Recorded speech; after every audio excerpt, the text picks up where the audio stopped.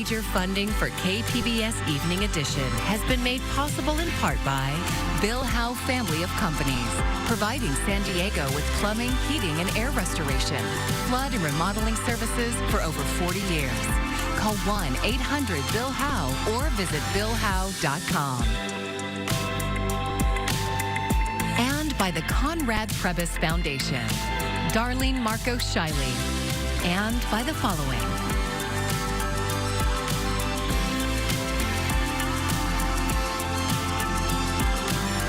And by viewers like you. Thank you.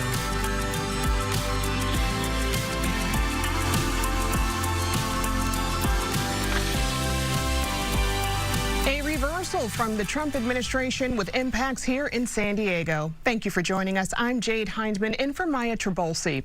The federal government is restoring the legal status of more than 1,000 international students. It's a move that will have an impact on students here. KPBS education reporter Katie Anastas joins us from the newsroom. Katie, what do we know about the local impact on international students? Well, Jade, at least 4 students at San Diego State University and 35 students at UC San Diego have had their visas revoked or their legal status terminated in recent weeks. SDSU has confirmed that 3 of the 4 students have had their international student records restored. UC San Diego said 18 students' records have been reactivated, while 17 remain terminated. Those records are in the Student and Exchange Visitor Information System, or SEVIS. It's a database where federal and school officials track students' compliance with their visas. Tammy Lynn is a San Diego immigration attorney. If the student fails their classes, fails to attend, fails to pay tuition, then DHS would know that, hey, they are no longer meeting the qualifications requirements needed to be a student. And, you know, this is why it was so troubling to see that they would just have this mass revocation and then basically tell people to leave. Universities say federal officials didn't notify them or provide an explanation before removing their students' records. U.S. Immigration and Customs Enforcement is developing a new policy for revoking SEVIS records. In the meantime, a government lawyer says the Department of Homeland Security will restore many of them. In the newsroom, Katie Anastas, KPBS News. Katie, thanks. Layoffs are on the agenda at the Grossmont Union High School District. In a few minutes, we explain why a board vote that could have reversed course didn't happen. And last night, we told you about a protest outside a North County McDonald's where Congressman Darrell Issa was expected to work the drive-through window at lunchtime. We were told his appearance was canceled, but KPBS North County reporter Tanya Thorne says that may not have been the case. Yesterday, we were told by the restaurant's owner that Congressman Darrell Issa had canceled his planned appearance at the McDonald's on San Marcos Boulevard. Darrell Issa, that they were going to be serving fries. It was like one of the representatives. That's canceled. I don't believe he's showing up. But would you like some French fries anyway? No, it's okay. Thank you. That was franchise owner Brenda Schmidt.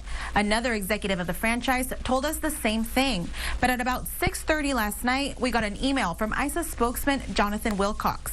He sent us pictures of Issa working the drive-thru and standing next to Schmidt. In the email, Wilcox said, "Looks like you missed all the action." Neither Wilcox nor managers of the McDonald's confirmed the time the images were taken or when Issa was there. Issa was scheduled to be there from noon to 1. Our reporting team was there from 11:30 a.m. to 1:30 p.m. and did not see him. A group of about 100 protesters were eager to confront Issa during his original planned appearance. It follows a thread of protests from activists who say it's been over 2,000 days since Issa has held a town hall. KPBS made multiple requests for interviews with Issa yesterday and today, and so far have not heard back. Reporting from the North County Bureau, Tanya Thorne, KPBS News. Weather headlines as we head into the weekend. I will be tracking rainy and cooler air in place across the forecast on Saturday. But the good news is as we head into Sunday, I'll be tracking sunny and milder weather back in the forecast. And overall here, taking an early peek at next week, for the most part, the weather looks pretty nice. Some breezy conditions from time to time, but overall a winning forecast starting on Monday. I'll have details on the extended outlook coming up. All right, so some people are stockpiling groceries in anticipation of higher prices from tariffs. According to MarketWatch, more than 40% of Americans are doing it. On April 2nd, after Trump announced the tariffs, sales spiked on non-perishable items like canned vegetables, instant coffee, and ketchup. One shopper shared this tip for customers with our media partner KGTV: buy items in bulk and vacuum seal them. I vacuum pack and freeze half of those, and then we have nice fresh stuff throughout the month. And this is when you could stockpile this for 6 months, as long as you keep it sealed. The hard cheeses are the ones that you could save. Adam Zach owns Jensen's Foods in Point Loma. He says he doesn't believe prices on non-perishable goods will go up that much, even when tariffs go into effect.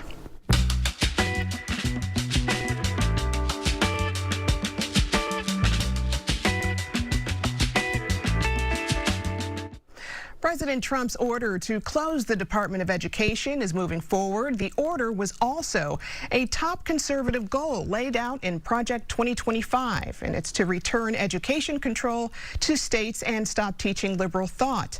San Diego's school board president told KPBS's Amita Sharma what's actually happening is far more radical and destructive.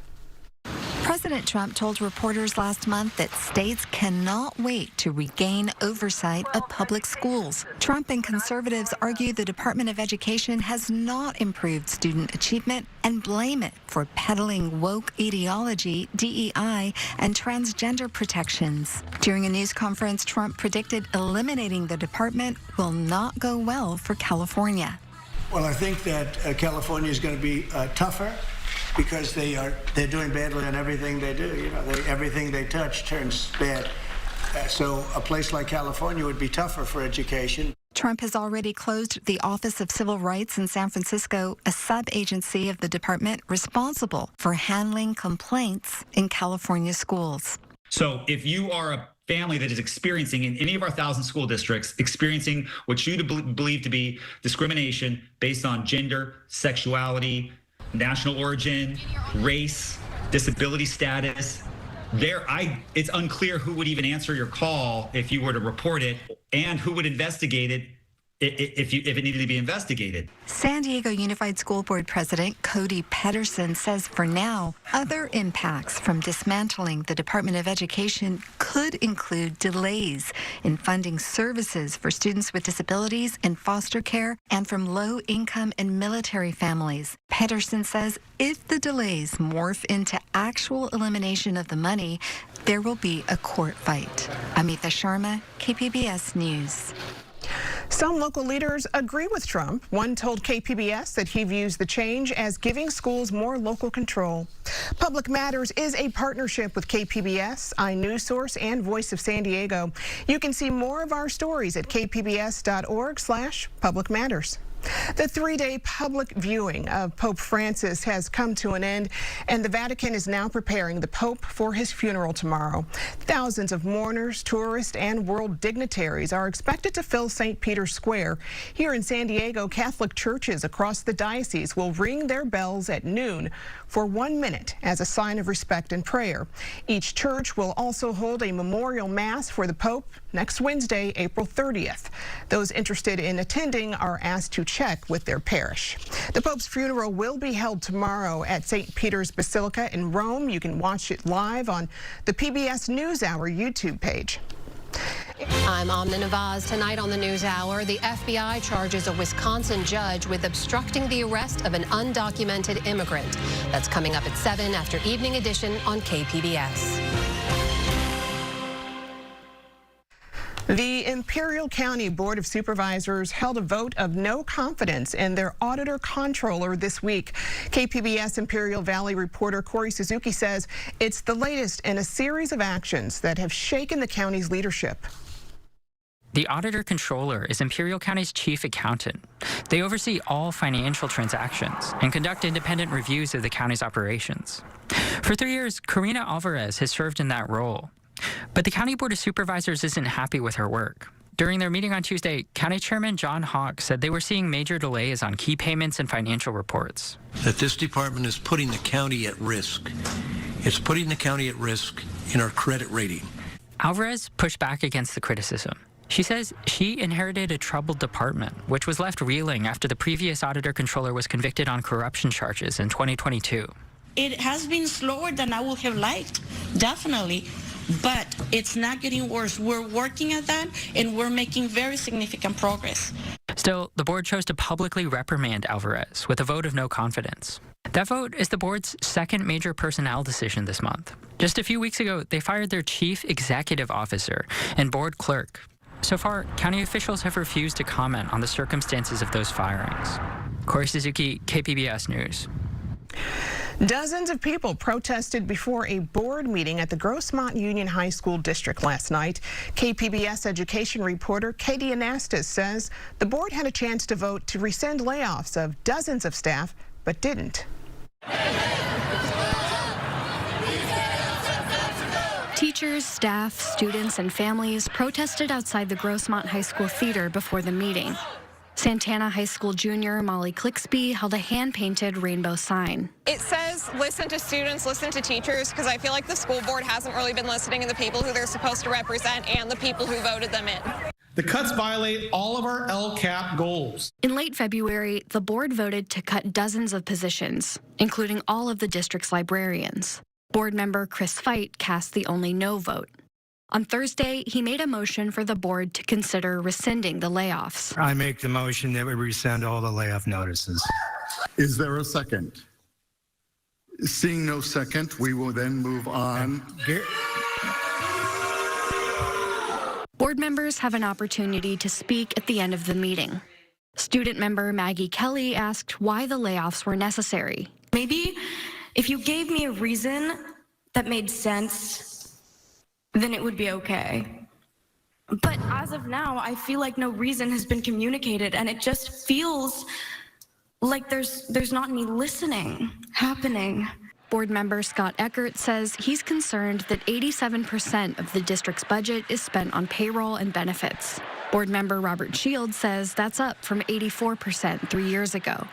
He says students' needs are changing, and he wants to know how else they might spend that money. The staff, led by the superintendent, is going to be making recommendations to where to reallocate our resources in the best interest of students. I would like to hear that before I make a final decision. The board has one more meeting before the layoff notice deadline of May 15th. That meeting is scheduled for May 8th. Katie Anastas, KPBS News. Well, it is Arbor Day, and that means lots of trees were planted in San Diego parks and green spaces. But since trees and power lines don't mix, another milestone was reached by burying them. KPBS SciTech reporter Thomas Fudge has the latest on underground power lines. Colina del Sol Park in City Heights today attracted volunteers, work crews, and VIPs who were there to celebrate Arbor Day. When's the best time to plant a tree? 20 years ago. When's the second best time? Today. And I'm honored that we all get to experience that today. Planting trees along the street is one element of neighborhood beautification, but another one is removing some historic architecture that nobody wants to preserve. The power lines and poles that remain a common sight. Chelsea Clacius oversees right-of-way management for the San Diego Transportation Department. She says undergrounding power lines is beautification, but it's a lot more. At the core of this program is safety and reliability. So we prioritize areas of communities of concern as well as high fire risk. So it reduces the impacts to the energy grid and to people's homes that live in these neighborhoods. This week, San Diego announced the completion of utility undergrounding in Bay Park. Last month, Rolando was finished.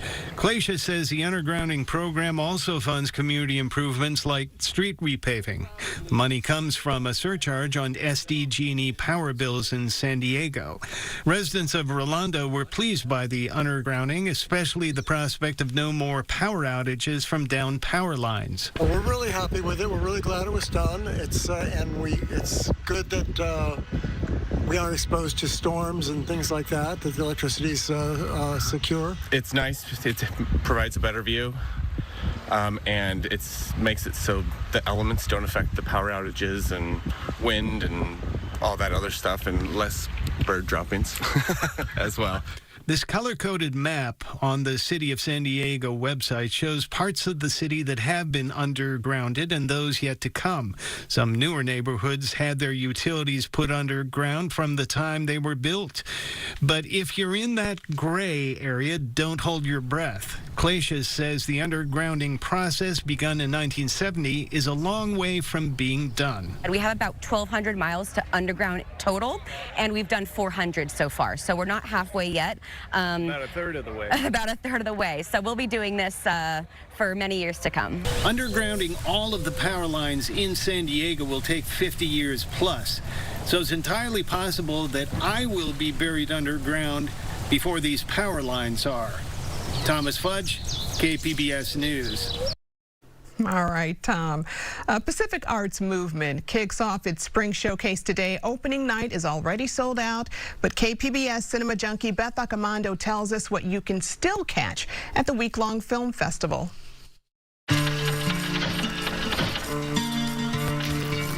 Asian cinema is not just one flavor. It's a mouth-watering smorgasbord of styles, genres, and stories. PAC Arts Movement Artistic Director Brian Hu always serves up a menu that highlights that diversity. This year, you can find the grind of daily life in Lucky Star. Have you paid the mortgage? Yes. Car. Yes. Internet. Yes. Gas. Electricity. Yes. The Olympic dreams of a young athlete in Sunshine. Drown out the noise. You're sunshine. Olympian. Okay? Or the possibility of something beyond death in I Am a Ghost. Spring Showcase always has an exciting lineup to tempt you off your couch and into a cinema. Film festivals are the perfect place to step out of your comfort zone to try something new, or to just gamble on a completely unknown quantity like Soldier of Love from Kazakhstan. So usually, you think of Kazakh films as a little bit dreary, a little bit dusty, and this is one that's full of color and movement and action, and it's because it's a full-blown musical. People break out into song and dance in this movie. And so part of the treat is just seeing Kazakhstan like it's an MGM musical. But then the musical numbers display a stunning creativity as a couple sings a duet in their tiny kitchen, or an entire airport becomes the stage for a choreographed dance between the camera and the cast. And while we're on the subject of choreography, I have to mention my favorite part of Who's programming, Mystery Kung Fu Theater. Cinema is about movement. It's about choreography. It's about design. It's about the body. And where else do you see this all come together with as much force and creativity than in the classic kung fu films? Mystery Kung Fu Theater gets its name from the fact that you don't know what film is screening. You just have to trust who. It's meant to recall the 70s and 80s when you could turn on the TV and catch a random kung fu movie on a Saturday afternoon. And so we want to replicate that sense of discovery, but also communal pleasure to know that there's a bunch of other screaming fans in this audience, that they too don't need to know what the film is. And with the Academy finally adding a new stunt category to the Oscars, now is the perfect time to celebrate the insane stunts and action of these cult favorites with a wildly cheering, appreciative crowd. But if you're looking for something less bonkers and over the top, Who has programmed an amazing pairing of Indian cinema classics across generations for this weekend. You can watch 2 films from the beloved 1950s Apu trilogy, back to back with the 2 Village Rockstar films from the past 10 years.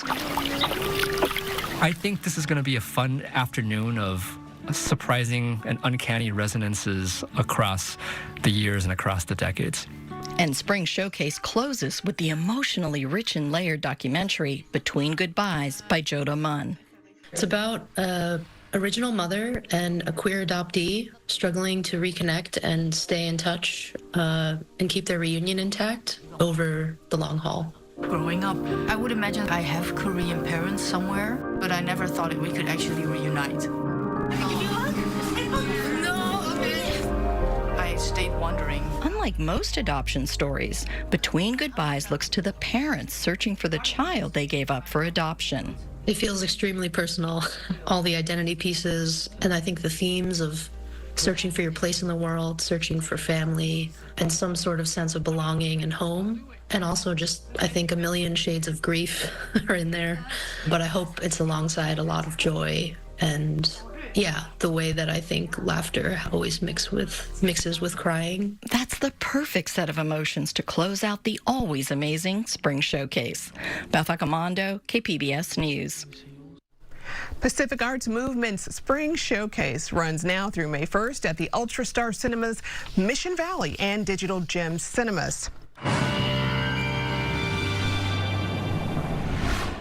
Well, as we head into tonight, I will once again be tracking some low clouds near the coastal areas. We will see some overnight showers here, primarily to the north, but overnight temperatures will dip into the mid-50s here across the metro. And as we head into the rest of the region, we can see overnight lows, a mix of 30s and 40s across the higher elevations, 40s and 50s here across some of the coastal areas, including right there at 50 tonight for both Oceanside and Camp Pendleton. Future track radar is showing that by 6 a.m. Saturday morning, you see some of those showers working their way onshore there across central parts of California. Now, this trailing line of showers will impact the San Diego metro here as we head into Saturday afternoon and Saturday evening. You can see by about midday, we'll start to see some lingering shower chances here across Southern California. Most of the organized rainfall will be for central into northern parts of the state, with even some pretty good snow chances there across parts of the Sierras here as we head throughout late Saturday into early parts of Sunday. That will cause some traffic tie-ups here for some areas, but overall looks like it'll stay cloudy with some showers here across Southern California. Most of the heavy rainfall will be across central parts of the state, with that mountain snowfall continuing here as we head throughout the weekend. And yes, unseasonably cool air. Temperatures will be about 10 to 20 degrees below historical averages here for your Saturday. So temperature-wise, you can see with cloudy skies, we'll see a mix of 50s and 60s. That's it for your Saturday afternoon forecast. But as we head into Sunday, we'll still see some chillier conditions in the forecast here, but we'll start to dry out. And then temperatures will start to improve here as we head into early next week. But across the coast, we'll see 60s here for highs for Saturday and Sunday. Some shower chances on Saturday. Lots of sunshine as we head into next week with highs climbing into the 70s for some areas. Inland forecast tracking rainfall on Saturday back to the 70s starting on Monday. Across the mountains, we'll be in the 30s. Really chilly there for Saturday. And then across the desert, we'll see temperatures back in the 90s by midweek. Damian, thanks. In South San Diego County, a mountain biking team is welcoming kids of all abilities. KPBS education reporter Katie Anestis has more on why kids on the autism spectrum can thrive in the sport. We do climbs, up hills, down hills, a little bit of everything. The goal is to be as fast as possible with your skill matching that speed. 3 times a week, the East Lake High School and South Bay Composite mountain biking team meets for practice at the Lower Otay Reservoir. They compete against other teams in the Southern California League. At the start of the race, you just feel so scared and your heart is beating. And when you hear them count down 3, 2, 1, it's so scary. And you just race ahead and your fight to keep that spot. The team is open to kids in 6th through 12th grade throughout South San Diego County.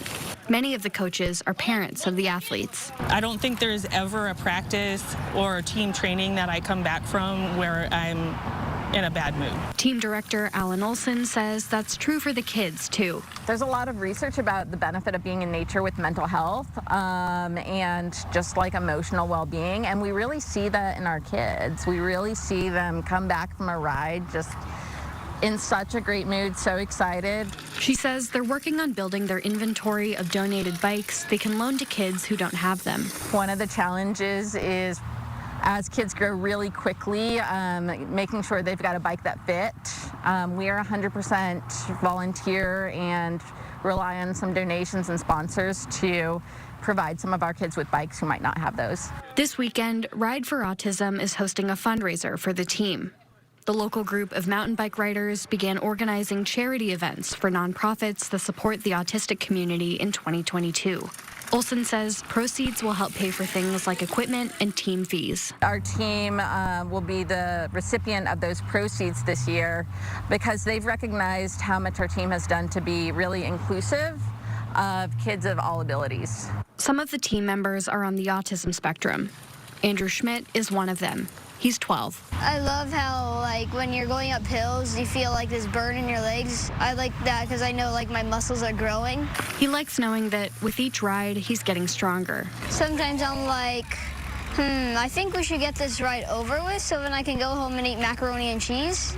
But other times I'm like, I hope this ride never ends. I'm having so much fun. His dad, Jason Schmidt, is a coach. So a lot of children on the spectrum really do individualized sports, ones that require less interaction. A lot of the traditional team sports just really don't work for him.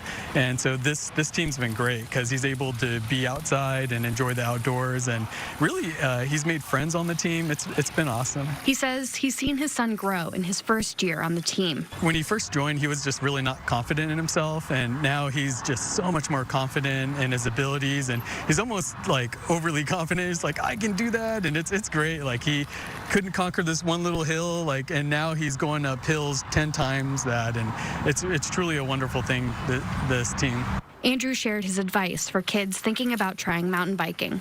It may seem hard at first, but don't give up. Sign-ups for next year's season begin in October. Katie Anestis, KPBS News. Great program there. Get the latest from KPBS delivered right to your inbox. We've got a variety of newsletters, including daily headlines, KPBS arts, and streaming picks. Go to kpbs.org and look for the newsletter section at the top of the screen. And you can find tonight's stories on our website, kpbs.org. Thank you for joining us. I'm Jade Hindman. Have a great evening, everyone. Major funding for KPBS Evening Edition has been made possible in part by Bill Howe Family of Companies, providing San Diego with plumbing, heating, and air restoration, flood and remodeling services for over 40 years. Call 1-800-BILL-HOWE or visit BillHowe.com. And by the Conrad Prebys Foundation, Darlene Marcos Shiley, and by the following.